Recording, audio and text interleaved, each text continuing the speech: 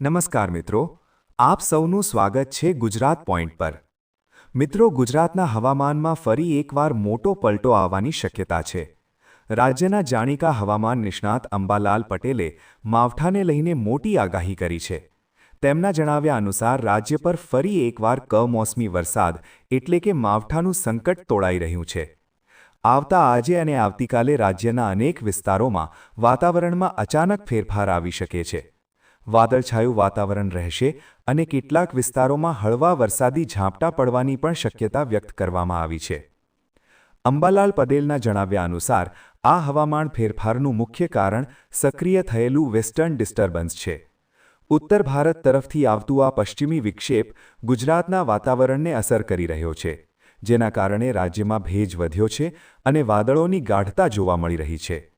Western ડિસ્ટર્બન્સના કારણે વાતાવરણમાં cyclonic circulation અને લો પ્રેશર સિસ્ટમ સર્જાઈ રહી છે।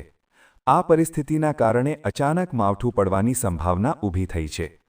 હવામાન નિષ્ણાત અંબાલાલ પટેલની આગાહી મુજબ પંચમહાલ અને આસપાસના વિસ્તારોમાં માવઠાની સૌથી વધુ શક્યતા છે।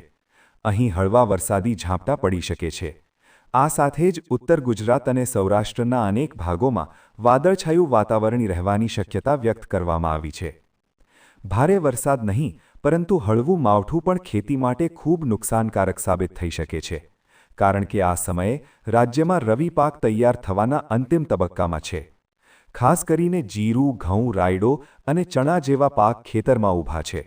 જો આ સમયમાં વરસાદ પડે તો પાકમાં ભેજ વધે, દાણા કાળા પડી જાય અને ઉપજ પર મોટી અસર પડી શકે છે। આ કારણે અંબાલાલ પટેલે ખેડૂતોને ખાસ સાવચેતી રાખવાની અપીલ કરી છે। શક્ય હોય ત્યાં સુધી પાકની કાપણી થોડા સમય માટે રોકવી, તૈયાર પાકને સુરક્ષિત રીતે ઢાંકી રાખવો અને ખુલ્લામાં અનાજ ન રાખવું ખૂબ જરૂરી છે।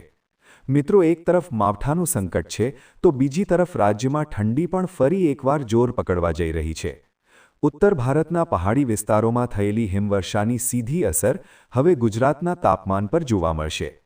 અંબાલાલ પટેલની આગાહી મુજબ માવઠાની અસર ઓછી થયા બાદ રાજ્યમાં ઠંડીનો નવો રાઉન્ડ શરૂ થશે। ખાસ કરીને ફેબ્રુઆરી મહિનામાં ઠંડી વધુ તીવ્ર બનવાની શક્યતા વ્યક્ત કરવામાં આવી છે। તેમના જણાવ્યા અનુસાર રાજ્યમાં 4 ફેબ્રુઆરીથી 9 ફેબ્રુઆરી દરમિયાન કડકડતી ઠંડી પડી શકે છે। આ સમયગાળા દરમિયાન તાપમાનમાં નોંધપાત્ર ઘટાડો થશે અને લોકોને હાડ થીજવતી ઠંડીનો અનુભવ થશે। ઉત્તર ગુજરાત, મધ્ય ગુજરાત અને સૌરાષ્ટ્રના અંદરના વિસ્તારોમાં ઠંડીની અસર વધુ જોવા મળી શકે છે। સાથે જ ઉત્તર દિશાથી ફૂંકાતા ઠંડા પવનોના કારણે સવારે અને રાત્રે ઠંડી વધુ વધશે। આવા સમયમાં બાળકો, વૃદ્ધો અને બીમાર લોકોએ ખાસ કાળજી રાખવી ખૂબ જરૂરી બની રહેશે। વહેલી સવારે બહાર નીકળવાનું ટાળવું, ગરમ કપડાં પહેરવા અને ઠંડા પવનથી બચવું જરૂરી છે। મિત્રો, હવામાન હાલમાં ખૂબ ઝડપથી બદલાઈ રહ્યું છે, તેથી દરેક વ્યક્તિએ સાવચેત રહેવું અને હવામાન સંબંધિત માહિતી પર નજર રાખવી ખૂબ જરૂરી છે। ખાસ કરીને ખેડૂત ભાઈઓએ આગામી 2 દિવસ ખૂબ સાવચેતી રાખવી અને પાકને નુકસાન ન થાય તે માટે યોગ્ય વ્યવસ્થા કરવી જરૂરી છે। આવી જ મહત્વની હવામાન અપડેટ્સ માટે જોડાયેલા રહો ગુજરાત પોઈન્ટ સાથે।